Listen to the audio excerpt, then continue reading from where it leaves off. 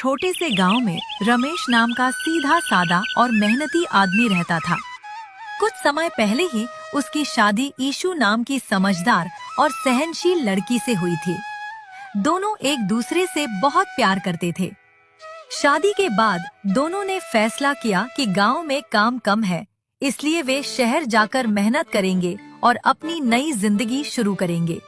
एक सुबह दोनों अपने छोटे छोटे सपनों को दिल में लेकर शहर की ओर निकल पड़े। शहर पहुंचकर रमेश ने बहुत मुश्किल से एक छोटा सा कमरा किराए पर लिया।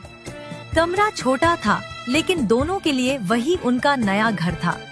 रमेश ने ईशु से कहा, आज रात को तो हम गांव से जो थोड़ा बहुत अनाज लाए हैं वही खाकर सो जाते हैं।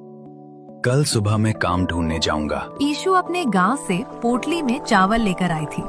उसने छोटे से चूल्हे पर चावल पकाए। दोनों ने साथ बैठकर साधारण सा खाना खाया और अपने नए जीवन के सपने देखते देखते सो गए। अगली सुबह ईशु जल्दी उठ गई। उसने कमरे की सफाई की, पानी गर्म किया और रमेश के लिए चाय बनाई। फिर धीरे से उसे जगाते हुए बोली, उठ जाइए रमेश, आज आपको काम ढूंढने जाना है। रमेश तैयार होकर शहर की गलियों में निकल पड़ा। वो पूरे दिन इधर उधर भटकता रहा।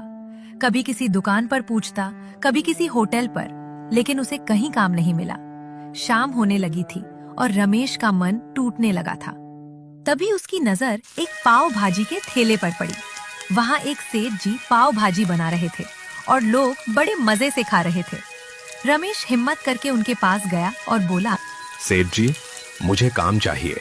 मैं मेहनत करने से पीछे नहीं हटूंगा। सेठ जी ने उसे ऊपर से नीचे तक देखा और बोले, काम तो है, लेकिन यहाँ प्लेट धोनी पड़ेगी, बर्तन साफ करने होंगे और ठेले का सारा काम करना होगा। इसके बदले मैं तुम्हें दिन के 150 रुपए दूंगा। रमेश के पास और कोई रास्ता नहीं था। उसने तुरंत हाँ कर दी। अगले दिन से रमेश काम पर लग गया।